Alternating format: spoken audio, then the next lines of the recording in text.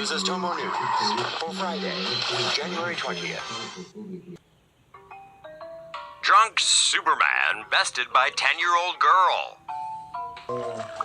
Tang Lei, a man from China's Jiangsu province, may need to consider joining AA or something. Is there a Morons Anonymous, maybe?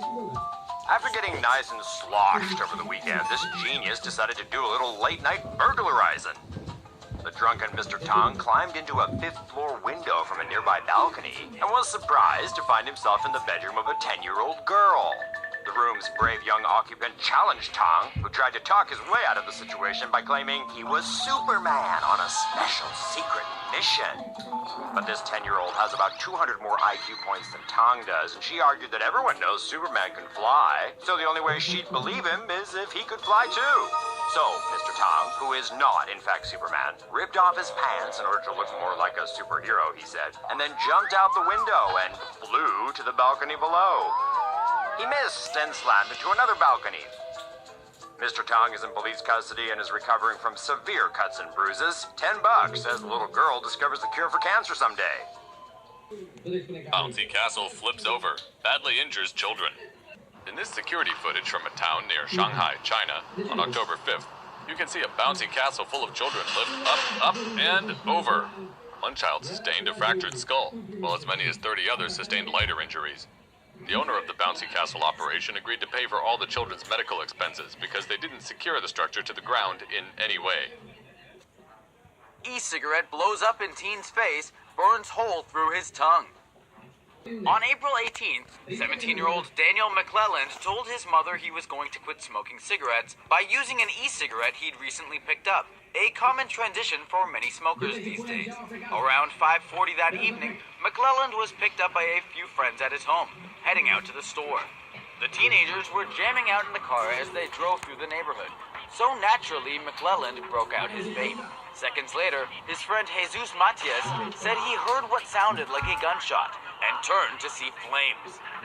The teens all got out of the car, and that's when Matias saw his friend running down the street, badly injured. Bleeding from the mouth, McClelland ran all the way home. Not only did he lose a number of his bottom teeth, but his tongue had a hole blown through it. His mother called paramedics, who rushed him to a burn unit for emergency treatment. Daniel McClelland remains in hospital, recovering from his injuries. Reports of e-cigarettes exploding have been popping up all over the country, and experts have been placing the blame on the lithium-ion batteries overheating inside the devices. So, smokers, it seems like your best bet may be to just quit cigarettes altogether, because both smoking methods have proven to be able to mess you up pretty badly. Vape pen explodes in man's face. Nope, Halloween didn't come early this year. This is Idaho car salesman Andrew Hall, formerly an enthusiastic vapor. But Andrew has vowed to quit smoking for good after his vape pen blew up in his face. The explosion happened over the weekend when Andrew was enjoying a few toots of electronic smoke while getting ready for work. Andrew wrote on Facebook that he was vaping in his bathroom when his vape pen exploded. The blast was so powerful that it shattered Andrew's bathroom sink.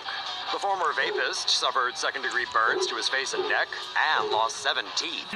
Posting from the hospital ICU ward, Andrew wrote that he'd been pulling chunks of plastic, teeth, and foreign objects from his mouth, throat, and lips. Andrew said he'd been vaping for about a year and had properly maintained the battery of his vape pen. He claimed he'd never had an issue with overheating or anything like that, and said he wanted his experience to serve as a warning to others. Because as we've documented here at Tomonews many times now, vape pens do have a troubling tendency to explode in people's faces. 35 grand offered to find out who butchered this dog. This is Baron. He's an adorable Rottweiler mix from Detroit. And yeah, some evil douchebag cut off his ears and nose. It's unclear exactly what happened to him, but the Michigan Humane Society says it looks like a dangerous human was involved. He was found wandering in West Detroit last week after someone coaxed him into a local business. The society then picked him up and have been treating his injuries. In addition to the damage on his ears and nose, there were injuries on the backs of his legs. And sadly, Baron will need to lose another body part soon. Medical staff will have to amputate his tail because of the extent of damage inflicted on it. But specialists may be able to perform reconstructive surgery on his nose. The Society are offering a $35,000 reward for information leading to the arrest and conviction of the sicko or sickos involved. On a more positive note, Barron is reportedly recovering and doing well, considering what he's been through. And the good news doesn't end there. Offers of support and adoption have been reportedly coming in from around the country for Barron. So it seems like he's at least got a bright future ahead. Good for you, Barron. Good for you, you poor doggy. Woman stuck in an elevator for a month dies from starvation. 2 maintenance workers have been charged with the death of a woman who was found dead after she was trapped in an elevator for a month in central China. 2 servicemen were called to an apartment building in Xi'an, China on January 30th to fix a broken elevator. When they discovered the elevator's cable was broken, the workers reportedly banged on the door. After hearing no response, the men cut off power to the elevator. However, a 43-year-old resident was inside the carriage at the time. The Chinese New Year holiday delayed work on the elevator, which ended up being stuck between the building's 10th and 11th floors for a month. Servicemen who returned to fix the elevator on March 1st discovered the victim's body inside, along with scratch marks on the wall. The government said the maintenance workers, who now face charges of involuntary manslaughter, should have opened the elevator's doors to see if anyone was inside before cutting off the power. Justice. Criminal charges have been filed against the 4 teens who streamed their despicable torture of a mentally disabled man on Facebook Live Tuesday afternoon. Jordan Hill, Tesfaye Cooper, and sisters Brittany and Tanisha Covington are each facing hate crime, kidnapping, unlawful restraint, and battery charges. The 18-year-old victim was friendly yesterday in what turned out to be a stolen van. After spending the next few days in the van, they drove to the Covington sisters' West Side home on Tuesday. It was here that a play fight escalated, and the violence began. After being bound and gagged, the victim was beaten, taunted, and tortured for hours. He was also made to walk on all fours and forced to drink water from a toilet, and only escaped after the perps went to confront a neighbor who complained about the noise.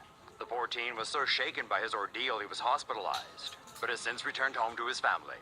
Authorities sought hate crime charges because of the victim's mental capacity and the suspect's racist statements. And though many online blame the Black Lives Matter movement for the incident, no connection has been made by police.